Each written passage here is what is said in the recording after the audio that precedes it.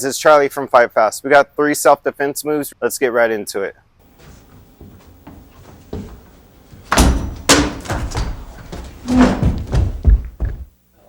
Personally, that I'm going to really need switching the balls this time. You know, that's it.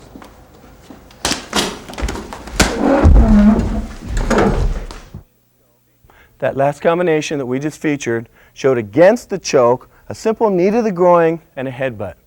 Once again, I have to reiterate. The person didn't grab the hand, re-grab the wrist, make another position, do this, do that.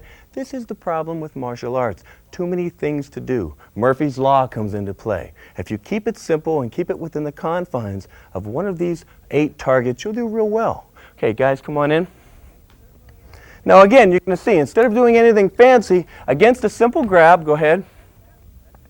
It's 1, 2, that's it. That's all we need. That'll end the altercation right there, and it's so much simpler. So again, we want you to, number 1, know the 8 tools. Know them over and over again.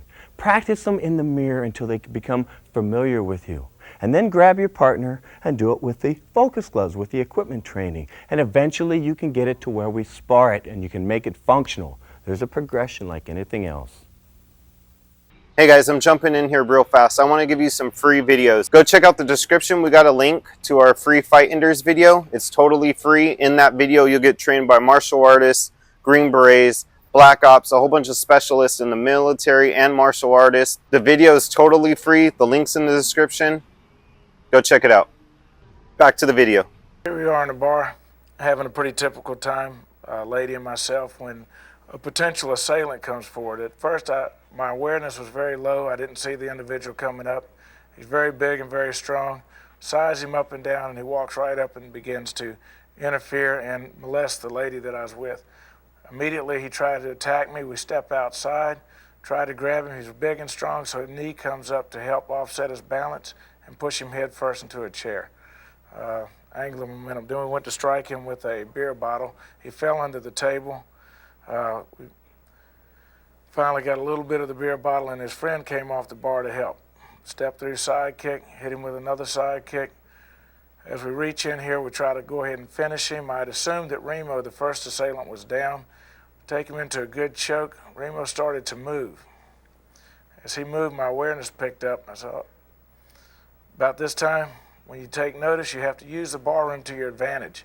Best thing to do is keep the person you've got with you in your lap and slide your back into the bar or a wall so that you can protect from one direction and cut out all other avenues of attack. Oh, yeah. Yeah, so you're looking pretty nice tonight. Anyway.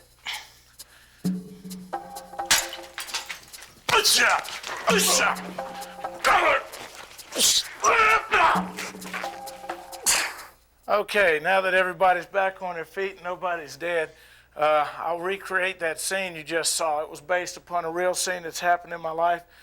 The truth was, I was actually on a dance floor dancing with a young lady, and her ex-boyfriend was creating problems behind me. When we were talking, he started trying to cause problems. Because it was a dance floor, I kind of ignored it as a real crowded dance floor, tried to move 2 or 3 times. Then I got caught. When I tried to brace myself, he came around and hit me with a beer bottle, boom. As I went to spin and turn, he stabbed me in my shoulder. So my first move is to slide out underneath their feet, and this is one of Jim West's absolute favorite techniques, is to get people with their forearm backing up, weight on their heels, and chin up in the air. From this position, I like to just walk straight into them and nail them with an elbow. This has ended many a fight. The secret to this is to get the guys back on their heels, going backwards, and then pursue them real heavy. When I was pulled from behind, don't know if he was an innocent bystander, got into a trip position, another elbow, down he goes. As I thought it was over about this time, I got hit. On my way down, we looped him into a front headlock, and he was so big and heavy as we hit the floor, we fell into, protect myself with the knee, but straight into a DDT with a choke. And this is where the fight ended. Hey guys, make sure to like this video and let's get into the last tip. Here we go. One of the problems that dealing with the street is you're going to be caught by surprise and you're not going to know what's happened. This is very common. you may be talking to someone or whatever, and you didn't catch it, and the guy's just going to come up and he's going to grab you by the lapels and just slam you into a wall. You're not going to get a chance to know what's going on. He's got you. He's pushing you against the wall here.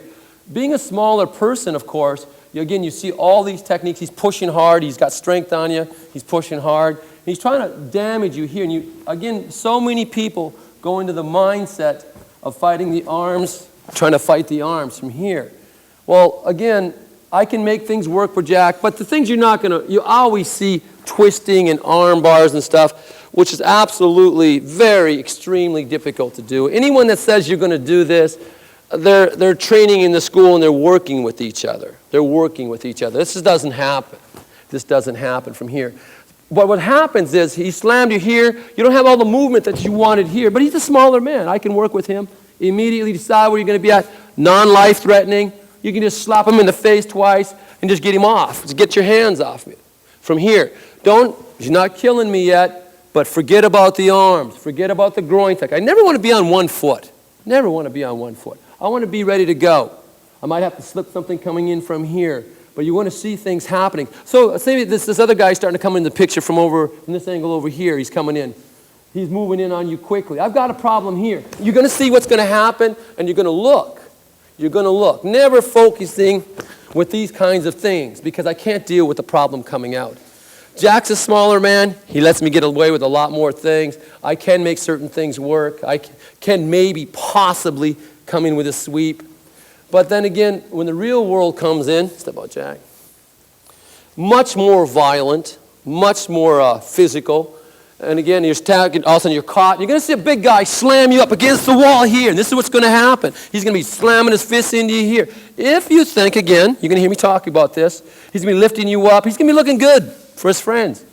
You are not going to attack his arms. You're not going to do anything. Got to get this guy up. You know, he's got me up on my toes. He's lifting so hard. But again, take it non-lethal. I'd be very upset, but it's non-lethal. You're looking. Go right into his face from here. Go right into his face from here. That's what you want to do back to your training. But you're going to find the shock of being grabbed and shoved up against the wall, you're going to be it's a much different feeling to feel these big old arms pushing against your rib cage. It doesn't feel very good. Your focus has to clear. You've got a second to know you're not in a life situation, knowing that somebody else may be coming. And that's your mindset, same as before, moving on this person, coming forward. Step out, good. Very basic, but now things just changed again. He's caught you by the throat. He's got you by the throat. You're here. Again, you're going to see people that grab you by the throat and stuff are very secure who they are. They've done it before most likely. And you're going to see people trying to fight, and they're trying to scare you to death or kill you. Well, if this happens, he is trying to kill you. You cannot think of anything less. You're training again. Jack's a smaller person. Forget about the arms. Forget about all these techniques. He'll get you killed. You're going to come straight into this person right here. Looking, coming forward, turning your shoulder. He's pushing. Just turning your shoulder, just coming right in his face to side. But you're going to have to watch what's coming at you. You're going to have to watch. One of the things that's difficult to grasp, and we all train differently, is many of us train in a studio or a karate studio or just a fighting studio. We have two mindsets.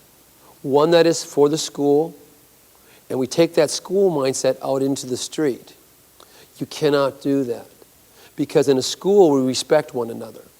And that's why we allow the arm bars, we allow the sweeps, we allow the takedowns.